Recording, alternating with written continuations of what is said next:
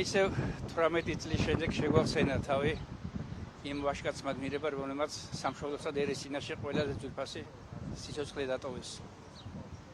შეგვახსენეს თავი ვაჟკაცმა ბიჭებმა, რომელმაც უანგაროდ შეეწირეს თავის სამშობლოდით სიყვარულს. დიდება გვირებს მრადოჯამ მათ ცხოვრებას. მინდა ეგრეთ წოდებული ხელისუფლებას მივმართო.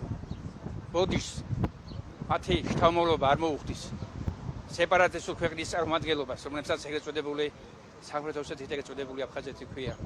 ეს არ მოხდება, იმიტომ რომ ბოდიშის მოხდა უწევთ მათ, ვინც საქართველოს ასეთი ზიანი მიაყენა.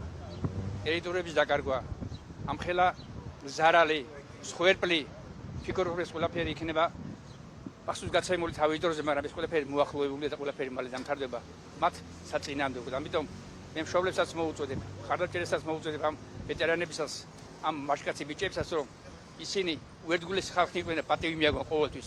მათ დიდება მათ გმირებს, დიდება მათ ყველას, ვინც სამშობლოსაც თავით აწევს.